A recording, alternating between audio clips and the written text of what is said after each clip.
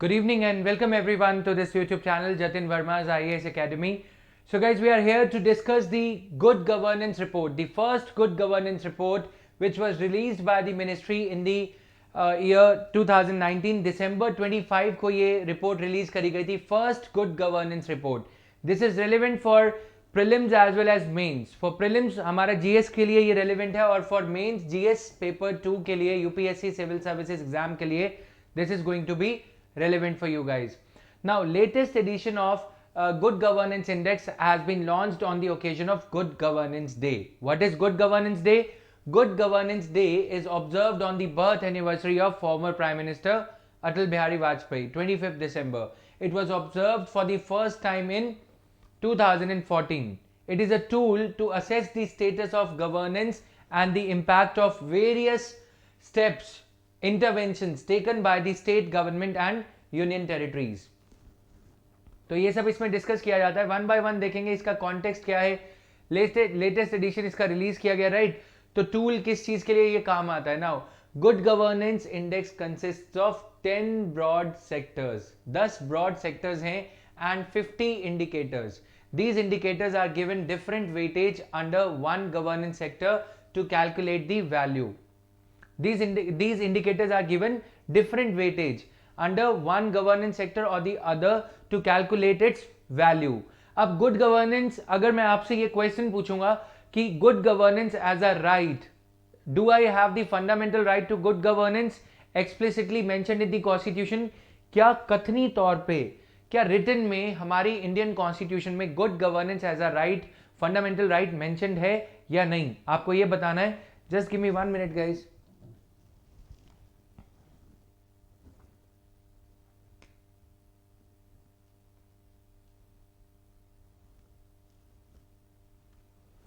So this is there. Another part is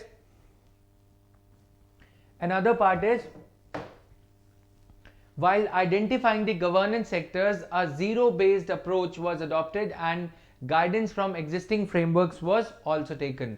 Zero-based approach.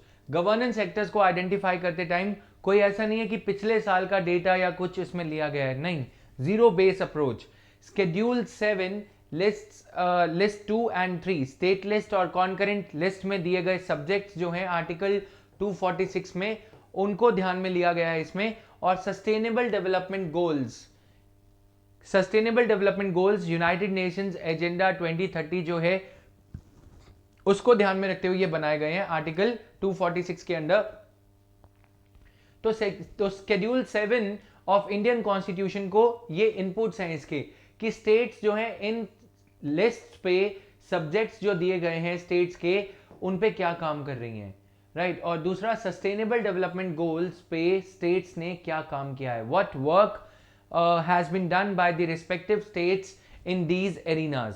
फिर उसको cross check किया जा रहा है एग्जिस्टिंग फ्रेमवर्क से, चाहे वो गुड गवर्नेंस इंडेक्स है या फिर वर्ल्ड गवर्नेंस इंडेक्स है. उन चीज़ों पे स्टेट्स की परफॉर्मेंस को मेजर करके ये गवर्नेंस एस्पेक्ट्स को मेजर किया जा रहा है, राइट?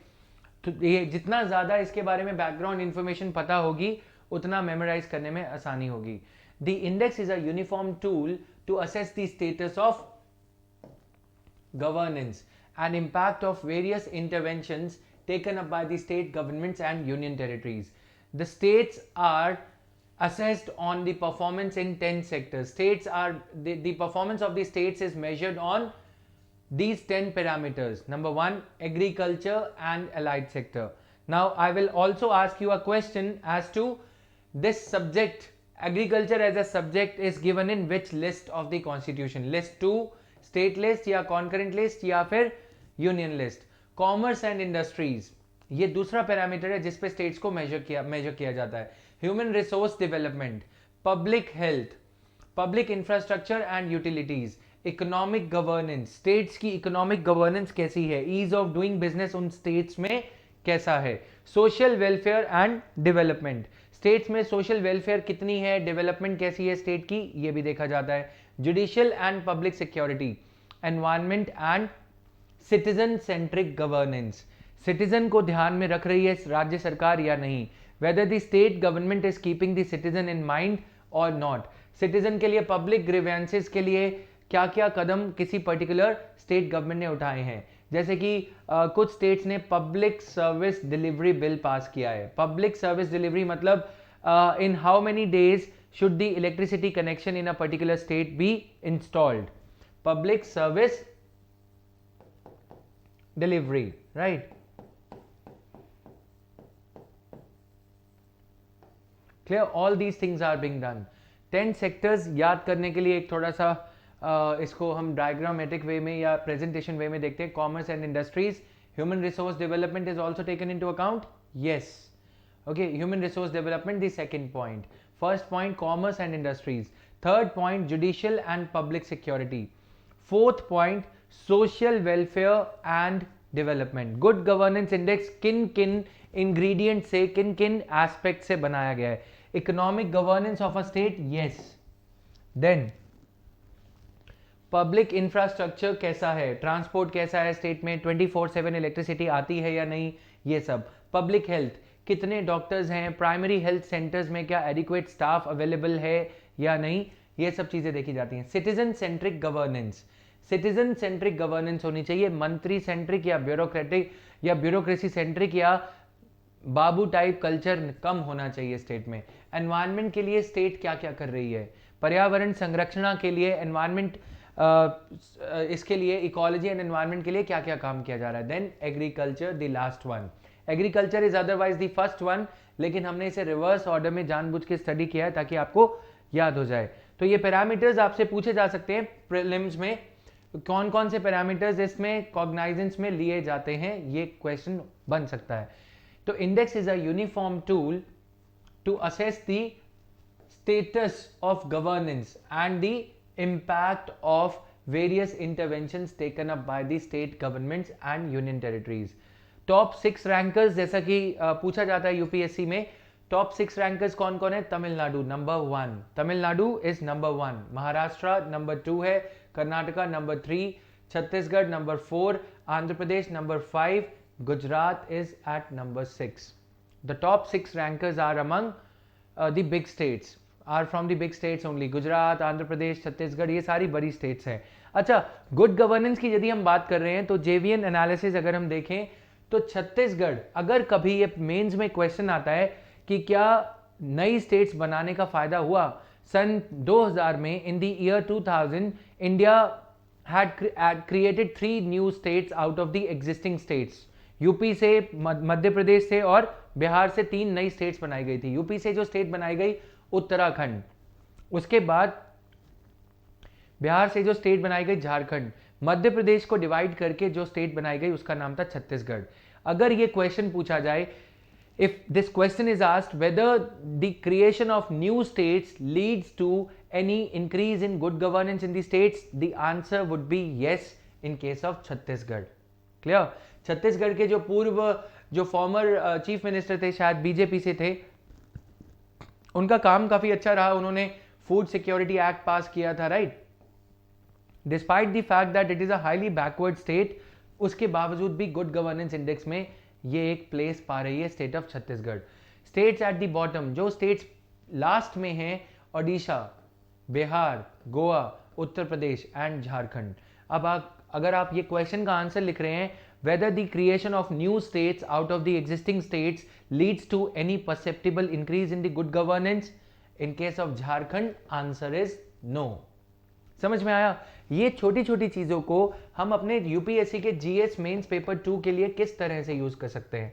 अब आप ये कहोगे कि हर चीज का एनालिसिस करना मुश्किल है, तो उसके लिए मैं ये कहूंगा कि अगर हम एनालिसिस करते हैं तो फैक्ट्स को याद रखना और ज्यादा आसान हो जाता है. Now we would be able to memorise that state Bihar और state of Jharkhand and state of Bihar both were at the bottom of the tally in good governance index. और छत्तीसगढ़ का नाम भी याद रह जाएगा, राइट. गुजरात तो हर चीज में है ही, अव्वल है, राइट. गुजरात तो क्योंकि मतलब समझ रह सकते हो रीजन, अगर इसका लाइटर नोट पे हम कारण समझना चाहें, कई चीज में फंस जाओ कि गुजरात क्या टॉप पे होगा या नहीं, तो मोदी जी को याद कर लेना, गुजरात याद आ जाएगा कि गुजरात टॉप पे ही पाया जाता है, राइट. क्योंकि मोदी जी दिल्ली हैं तो गुजरात टॉप पे या टॉप 5 में या 6 में पाया ही जाएगा.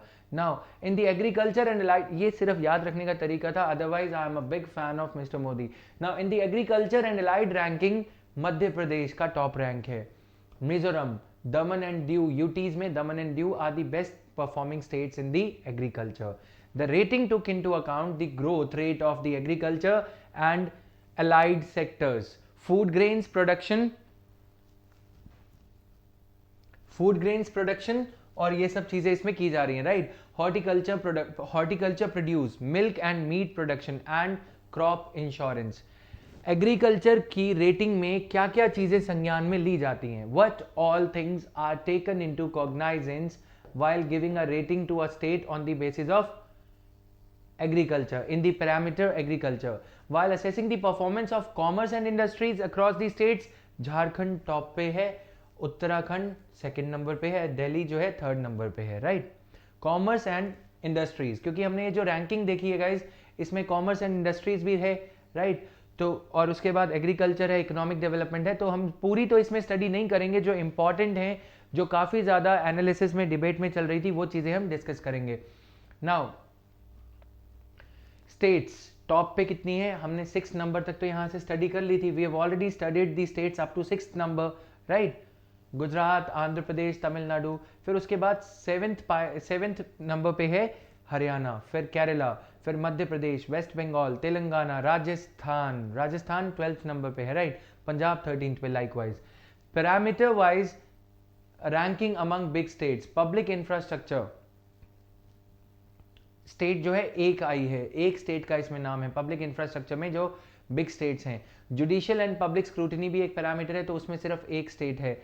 ह्यूमन रिसोर्स डेवलपमेंट में 5 स्टेट्स जो है अच्छे रैंक को हासिल कर पाई हैं। सेक्टर वाइज टॉप रैंक्स हैं। बिग स्टेट्स कौन है? एग्रीकल्चर में मध्य प्रदेश, कॉमर्स में Jharkhand, and then human resources में गोवा। ह्यूमन रिसोर्स डेवलपमेंट में गोवा टॉप पे है, केरला नहीं है। परसेप्शन ये रहता है कि केरला होगा, लेकिन केरला पब्लिक हेल्थ में टॉप पे है। Public infrastructure Tamil Nadu, economic governance Karnataka, social welfare में छत्तीसगढ़। अगेन छत्तीसगढ़ बावजूद इसके कि नया स्टेट है, 2000 में बनाया गया है, नक्सल इफेक्टेड स्टेट है, उसके बावजूद भी सोशल वेलफेयर में अच्छा काम करता हुआ Chhattisgarh. Judicial and public scrutiny में तमिलनाडु। एनवायरमेंट में west Bengal. Clear? So these things are there. Composite ranking score भी दिए गए हैं। तमिलनाडु का स्कोर 5.62 है आउट ऑफ 10। क्लियर? तो ये आपको थोड़ा सा इसमें रटना पड़ेगा कुछ कुछ चीजों को। लास्ट में जो स्टेट्स हैं वो आप देख सकते हो यहाँ पे, नॉर्थ ईस्टर्न स्टेट्स हैं लास्ट में, Assam, Jammu and Kashmir, Manipur, Meghalaya, Nagaland, 6, 7, 8, 9, 10। Clear? North eastern states में जो है लास्ट में ये स्टेट्स हैं, और अगर हम प्लेन्स में जो हमारी स्टेट्स हैं 7, 8, 9, 10 पे ये स्टेट्स हैं। So this is all. ये थोड़ा सा इसका डिटेल दिया हुआ है, इसका पीडीएफ आप डाउनलोड कर सकते हैं www.jatinverma.org से। ये हमारी करंट अफेयर्स की वेबसाइट है। आजकल आपको पता है कि करंट अफेयर्स के लिए अगर वेबसाइट कोई रेफर करनी है, जो लोग सेल्फ स्टडी करना चाहते हैं, तो आप मेरी ये वेबसाइट पे, हम लोग दिन रात इसके लिए काम कर रहे हैं कि प्रीलिम्स 2020 में ज़्यादा से ज़्यादा क्वेश्चंस जो हैं उनसे रिलेटेड मटेरियल जो है हमारी वेबसाइट पे अवेलेबल हो। एंड ये क्या चीज़ें हैं, इंडिकेटर्स क्या क्या यूज़ करे जाते हैं एग्रीकल्चर और अलाइड सेक्टर के लिए? Growth rate of agriculture, food grains production कितना है स्टेट में, हॉर्टिकल्चर प्रोड्यूस क्या है, then milk production, meat production, crop insurance तक को भी ध्यान में रखा जाता है। कॉमर्स एंड इंडस्ट्रीज के लिए ease of doing business, growth of industries, growth in MSME establishments, तीनों चीजों को ध्यान में रखा जाता है। Micro, small and medium enterprises. Human resources development के लिए क्वालिटी ऑफ एजुकेशन कैसी है, रिटेंशन रेट क्या है, क्या बच्चों को स्कूल में एडमिशन लेने के बाद रिटेन किया जा पा रहा है या नहीं, weather the state human resources departments are able to retain the children in the school after successfully enrolling them or not. Gender parity, लड़का लड़की कितने हैं, क्या सेपरेट टॉयलेट्स हैं या नहीं लड़कियों के लिए लड़कों के लिए। एनरोलमेंट रेशो एससीज एसटीज का कितना है, पॉइंट इंपॉर्टेंट है ये। स्किल ट्रेनिंग क्या इम्पार्ट करी जाती है बच्चों को स्कूल्स में। Placement ratio including self employment, बच्चे जब स्कूल से पास होते हैं, कॉलेज से पास होते हैं, तो कितना प्लेसमेंट रेशो है। ऐसा तो नहीं कि उनको कोई एम्प्लॉयमेंट नहीं मिलता, ये सारी चीज़ें ध्यान में ली जाती है। वैसे ही पब्लिक हेल्थ में आप देखेंगे operationalisation of 24/7 facilities at primary health centres, availability of doctors and paramedical staff at primary health centres, maternal mortality rate, infant mortality rate, total fertility rate, immunisation, कितने बच्चों को जो है इंजेक्शंस वगैरह दिए जा रहे हैं, पोलियो के एट्सेट्रा, ये सब चीज़ें। पब्लिक इंफ्रास्ट्रक्चर में पोर्टेबल वाटर कितने घरों को सप्लाई किया जा पा रहा है। Now towns declared as open defecation free, Swachh Bharat mission के अंडर कितने टाउन सक्सेसफुल हैं। Villages which have been declared ODF, connectivity to rural habitation, access to power supply, क्या सौभाग्य स्कीम या अदरवाइज पावर सप्लाई प्रॉपर है या नहीं, ये चीजें पूछी जा सकती है प्रीलिम्स में, that is why I am adding emphasis to it, right. Energy availability against the requirement, यानी कि एनर्जी चाहिए 1000 मेगावाट्स और आ रही है 880 या 800, तो वो पुअर रेटिंग हो जाएगी। Growth of per capita power consumption, क्या किसी स्टेट में पावर कंजम्पशन इंक्रीज हो रहा है तो वो अच्छी चीज है, राइट। तो ये सब चीजें हैं। इकोनॉमिक गवर्नेंस, ये भी एक क्राइटेरिया है, gross state domestic product growth rate. Economic governance को मेजर करने के लिए स्टेट का डोमेस्टिक प्रोडक्ट का ग्रोथ रेट कितना है, growth in per capita income कितनी है, एक औसतन लेवल पे, एवरेज लेवल पे पंजाब में रह रहे किसी रेजिडेंट का इनकम लेवल कितना हो सकता है, बिहार में रह रहे किसी व्यक्ति का इनकम जो है पर कैपिटा कितना हो सकता है, right. Then other sides of it, अब यहाँ पे इकोनॉमिक गवर्नेंस में फिस्कल डेफिसिट स्टेट का यदि कम है तो अच्छी बात है, ज्यादा है पंजाब जैसे तो बुरी बात है। States own tax revenue receipts, states खुद के टैक्सेस कितने लगा रही हैं ये भी देखना जरूरी है, राइट। नाउ डेट, स्टेट के सर पे कर्जा कितना है, स्टेट के जीएसडीपी को डेट से डिवाइड करेंगे, स्टेट ने कितना कर्जा ले रखा है जीएसडीपी के कंपैरिजन में, gross state domestic product.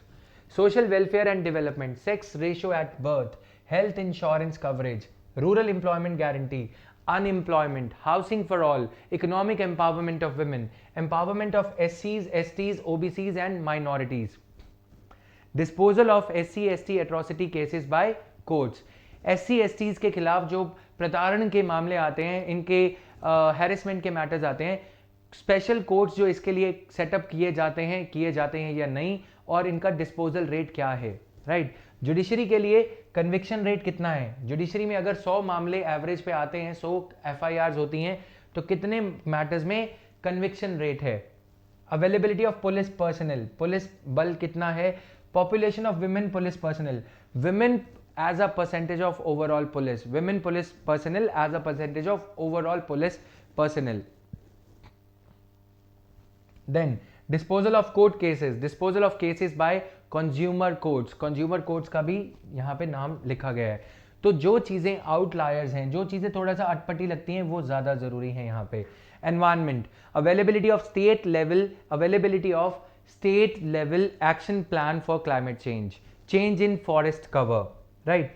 Citizen centric governance को मेजर करने के लिए enactment of right to service act, क्या मेरी स्टेट ने ये बिल पास किया है, एक्ट बनाया है कि मेरा बिजली का कनेक्शन, मेरा इलेक्ट्रिसिटी कनेक्शन अप्लाई करने के 7 डेज के अंदर अंदर लग जाएगा। क्या मेरी स्टेट ने ये बिल में लिखा है कि कोई एक्ट बनाया है कि एफआईआर 5 घंटे के अंदर अंदर रजिस्टर कर ली जाएगी। क्या मेरी स्टेट ने ये एक्ट बनाया है कि अप्लाई करने के 10 दिन के अंदर अंदर जो मेरा नक्शा है नए मकान बनाने का, घर बनाने का, वो पूरा हो जाएगा, अप्रूवल दे दिया जाएगा। Number of services provided through electronic और मोबाइल मीडियम, क्या मैं अपनी स्टेट का बिजली का बिल स्टेट इलेक्ट्रिसिटी डिपार्टमेंट का मोबाइल एप्लीकेशन के थ्रू पे कर सकता हूं, वाटर का बिल पे कर सकता हूं या नहीं। जो स्टेट्स ये फैसिलिटीज अच्छी देंगी उनका गुड गवर्नेंस में रैंक इंप्रूव हो जाएगा। क्लियर? मतलब मजे से पढ़ा है एकदम पूरा इंटरेस्ट के साथ में। अगर अभी भी समझ नहीं आया तो ये आपके लेवल पे बैड गवर्नेंस होगी।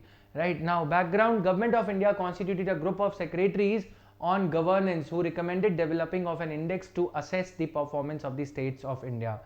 So draft GGI report was finalized by Department of Administrative Reforms and Public Grievances, Ministry of Pensions, Personnel and Public Grievances के अंडर ये काम इन्होंने किया है। राइट और किसके साथ में? Centre for good governance Hyderabad के साथ में पार्टनर करके department of administrative reforms and public grievances ने ये रिपोर्ट बनाई है। क्लियर? तो to provide quantifiable data to compare the states, ये हमने देख लिया। To enable the states and UTs to formulate and implement suitable strategies for improving the governance, to shift the result oriented approaches and administration, administration सारा दिन काम करती रहती है, लेकिन रिजल्ट क्या है? क्या सिटीजन सर्विसेज में, सिटीजन सेंट्रिक सर्विस प्रोविजनिंग में इंप्रूवमेंट हो रहा है या नहीं? अगर नहीं हो रहा तो रिजल्ट ओरिएंटेड बनाना जरूरी है एडमिनिस्ट्रेशन को। अब मेरा क्या व्यू पॉइंट है कि ये इंडेक्स और रैंकिंग करना तो ठीक है, लेकिन आपको क्या लगता है बिहार और तमिलनाडु को कंपेयर करना सही है? क्या इसके लिए कुछ आर्थिक मदद देने का क्राइटेरिया नहीं होना चाहिए? से येस और नो, राइट? तो where the point where the report is lacking is the enabling atmosphere should also be created in order to live up to the requirement of cooperative federalism. Competitive federalism बनाने के लिए हम छोटी states को या पिछड़ी states को तरक्की करने वाली स्टेट से डेवलपमेंटल ओरिएंटेड जो स्टेट्स हैं, ऑलरेडी प्रोग्रेसिव स्टेट्स हैं, उनके साथ में कंपेयर कर सकते हैं। लेकिन ये तो वही बात हो गई, एक कमजोर व्यक्ति को एक रेसर के साथ में भगाने वाली, राइट? तो नीति आयोग को एनेबलिंग एटमॉस्फेयर भी क्रिएट करना होगा। अप्रोच क्या है? Generic to specific. Broadly sectors हैं, फिर स्पेसिफिक पिन पॉइंटिंग भी है। 360 डिग्री अप्रोच ली जा रही है, right? All aspects of governance are being taken into account. Then consultative process है इसका. Then national level ministries of government of India, state departments associate कर रहे हैं आपस में. Citizen centric aspects directly impacting these things. Clear? The approach adopted for the preparation of good governance index is as follows: consultative and citizen centric, national and state level consultation, 360 degree within the entire spectrum of governance. Only the most critical aspects are finalized, allowing the pragmatic measurement. Generic to specific, broad sectors encompass the entire governance spectrum, further divided into indicators. ये जो छोटे छोटे indicators हमने देखे उसमें divide किया गया। broadly ये sector है, फिर छोटी छोटी चीजें। तो इसकी approach काफी अच्छी है, काफी detailed है, right? So this is there. तो दोस्तों ये था आज का हमारा analysis. To get the alerts regarding all my sessions, be it on YouTube और ऑन अनअकैडमी प्लस, जो स्पेशल क्लासेस हैं या पॉलिटी एंड गवर्नेंस का या कोई और कोर्स जो अनअकैडमी पे स्टार्ट हो रहा है, इन सभी के अलर्ट्स पाने के लिए आप अलर्ट्स लिख के एक मैसेज भेज सकते हैं ऑन दिस नंबर 9582868080। सो कल फिर मुलाकात होगी, probably will come up with some other interesting topic for UPSC civil services exam. Until then, thank you, bye bye, have a great time guys, thank you.